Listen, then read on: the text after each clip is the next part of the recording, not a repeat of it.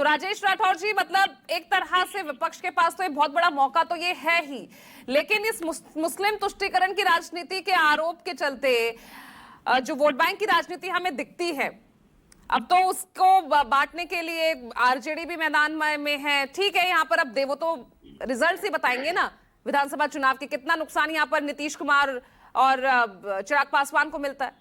लेकिन आपकी क्या स्थिति रहेगी, उस पर भी तो असमंजस बना ही रहेगा ना।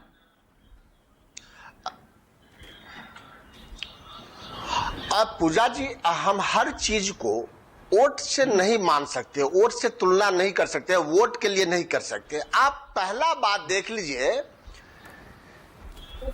अभी जो रमजान का वक्त है, इबादत का महीना है, रोजे से मुसलमान रहते हैं, पानी तक नहीं पी सकते हैं। बिहार में टेम्परेचर बढ़ गया है, तब भी मुस्लिम लॉ बोर्ड सहित इमारती शरिया सहित दर्जनों भर जो मुस्लिम संगठन के लोग हैं, मुस्लिम हैं, वो आंदोलन पर हैं। क्यों यह वक्त चुना गया? सिर्फ इसलिए कि ध्रुवीकरण की बात की जाए। और ये नई बात नहीं है सरकार की। सरकार जो कानून बनाती है, जिसके लिए वो उनसे नाराज क्यों रहता है? अगर आप किसान के लिए कानून बना रहे थे, कहते थे किसान के हित में, आपने देखा होगा अभी तो बहुमत में नहीं है सरकार, जब पूर्ण बहुमत में भी थी तो किसान के आंदोलन के कारण वो काले कानून को वापस लेना पड़ा। जब खिलाड़ी बच्ची बैठी तब भी सरकार नहीं सुनी। पहले तो सरकार किसी आंदोलनकारी को कभी परजीवी कह देते हैं, कभी आतंकवादी कह देते हैं, कभी कुछ कह देते हैं। तो जब यह किसानों के नहीं सुने, जब यह खिलाड़ियों के नहीं सुने, जब यह अग्निवीर में नौजवानों को नहीं सुने, जब दलितों के नहीं सुने, तो अल्पसंख्यक के तो विरोध में ही है। परंतु यह जो उनकी वक्फ बोर्ड की मांग है, एक भ्रम फैलाया जाता है। वक्फ बोर्ड स्पष्ट शब्दों में ये दान की संपत्ति उनके पास है। आप उनके हित में यह कानून बना रहे हैं तो अच्छी बात है। अगर उनके हित में कानून बना रहे हैं तो उनसे राय क्यों नहीं ले लेते हैं? एक बार मुसलमानों में सर्वेक्षण करा लीजिए, उस सर्वे में देखिए कि मुसलमान के कितने प्रतिशत लोग हैं जो इस बिल में संशोधन चाहते हैं।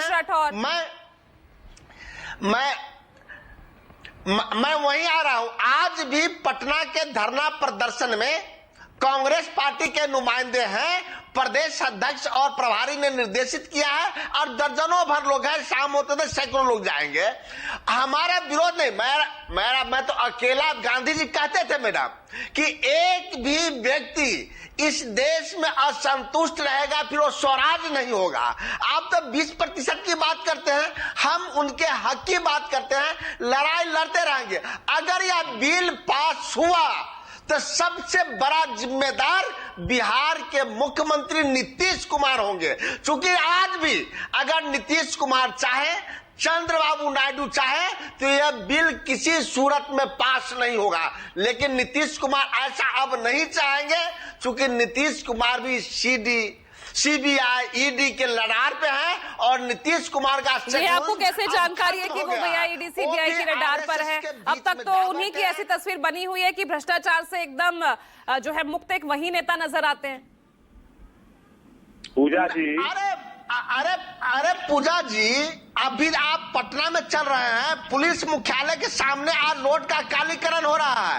आप बताइए ना, आपकी रणनीति क्या होगी? आपने तय तो कर लिया कि आरजेडी के साथ मिलकर चुनाव लड़ेंगे, लेकिन क्या सीटें कितनी मिलने वाली है? कौन बड़े भाई की भूमिका में होगा, ये तो बताइए। क्योंकि उनके मुद्दे तो आप कैश कर रहे हैं, जाति जनगणना हो, उनके जो वोट बैंक है उस पर आप भी तो खेलने की कोशिश कर रहे हैं। पूजा जी, जब चुनाव के वक्त आएगा, निश्चित तौर पे चुनाव पे हम बात करेंगे, बेहतर तरीके से बात करेंगे। साथ चुनाव लड़ने की अगर ऐलान हुआ है तो कैसे लड़ेंगे, हम उस पर भी बात करेंगे। आज बड़ा मुद्दा है कि अगर भाजपा और नीतीश कुमार जी अब मुस्लिम वक्फ बोर्ड में संशोधन चाहते हैं, तो क्यों नहीं सर्वे एक बार मुसलमानों के बीच में करा लेना चाहते हैं?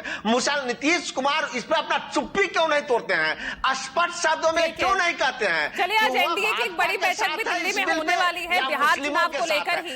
एक बार मैं दिल्ली का रुख कर लेती हूँ। ऋषिकेश बहुत देर से वेट कर रहे हैं।